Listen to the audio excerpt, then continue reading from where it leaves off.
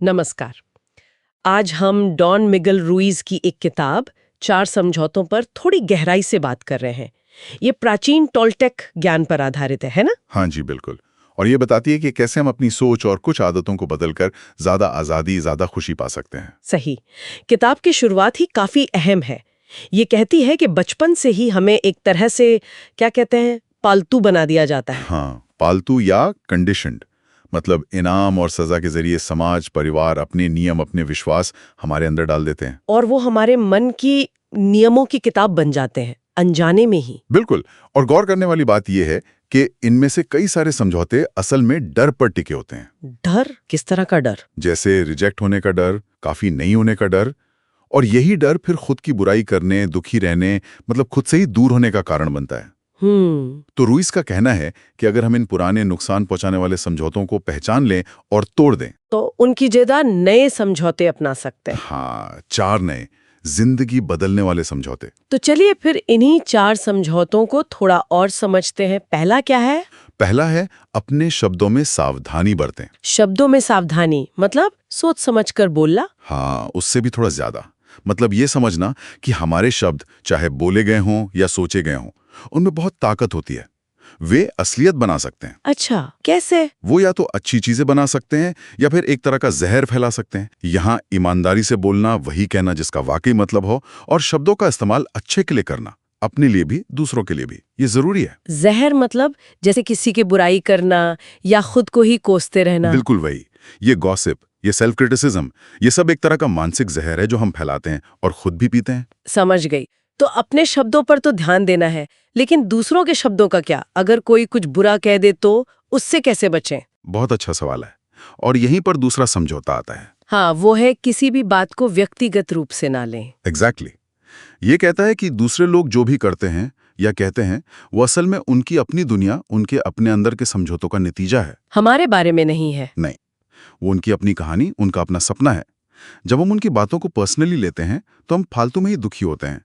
वो भावनात्मक जहर पी लेते हैं। लेकिन ये कहना आसान है जब कोई सीधे तौर पर कुछ कहता है। मुश्किल है, मानता हूं। पर अगर हम ये समझ जाएं कि ये उनका नजरिया है, हमारी सच्चाई नहीं, तो बहुत फर्क पड़ता है। तो एक तरह की आजादी मिलती है इससे। हाँ, बहुत बड़ी आजादी। दूसरों की राय से जब हम इम्यून हो जाते हैं तो हम कंट्रोल में रहते हैं, दुख कम हो जाता है। ठीक है, ये हुआ दूसरा। हम्म। अब तीसरा समझौता वो धारणाओं के बारे में था, है ना? हाँ, तीसरा है धारणाएं ना बनाएं, मतलब अजम्पशंस मत बनाओ। हम अक्सर ऐसा करते हैं, मान लेते हैं कि सामने वाला क्या सोच रहा होगा या क्यों कुछ कर रहा होगा। और फिर उसी अजम्पशन के आधार पर रिएक्ट करते हैं, जिससे क्या होता है? गलतफहमी, झगड़ा, दुख। सही बात है। तो इसका उपाय? उपाय है हिम्मत। हिम्मत सवाल पूछने की, अपनी बात, अपनी जरूरतें साफ साफ बताने की। अच्छा, मतलब अज्यूम करने के बजाय पूछ लो। हाँ, सीधे बात करो, क्लैरिटी लाओ। इससे वो बहुत सारे दुख और ड्रामा बच जाते हैं जो सिर्फ हमारी कल्पनाओं की उपज होते हैं। ये तो बहुत जरूरी बात है, संवाद की हिम्मत। ठीक है, और चौथा और आखिरी है, हमेशा अपना सर्वश्रेष्ठ करें। Always do your best. हमेशा अपना सर्वश्रेष्ठ। इसका मतलब ये है कि हर काम परफेक्ट होना चाहिए? नहीं नहीं, बिल्कुल नहीं। यहाँ समझने वाली बात यह है कि सर्वश्रेष्ठ जो है वो बदलता रहता है। बदलता रहता है? कैसे?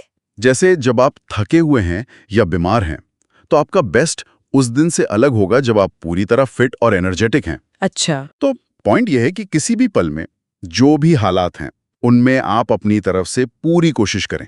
जितना आपसे बन पड़े उतना करें। और इससे क्या होगा? इससे आप खुद को कोसने से, अपराध बोध या पछतावे से बचते हैं, क्योंकि आपको पता होता है कि भाई मैंने उस टाइम पर जो मैं कर सकता था वो किया। मतलब रिजल्ट की चिंता किए बिना बस अपना काम अच्छे से करना। हाँ, कर्म पर ध्यान देना, फल पर नहीं। कुछ वैसा ही। इनाम के लिए नहीं, बस सही काम करने के संतोष के लिए। तो कुल मिलाकर देखें तो ये 4 समझौते हमें एक तरह का फ्रेमवर्क देते हैं, अपनी पुरानी डराने वाली सोच से बाहर निकलने का। सही कहा।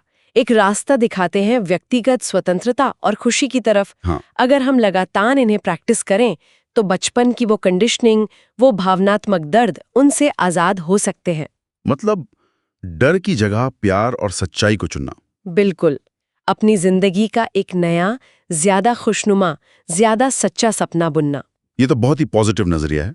हाँ, अच्छा, यहाँ एक विचार के साथ खत्म करते हैं। हाँ, क्या हो अगर इन 4 समझौतों को सिर्फ हम अपनी जिंदगी में नहीं बल्कि बड़े स्तर पर मतलब समाज में, समुदायों में लागू करने की कोशिश करें?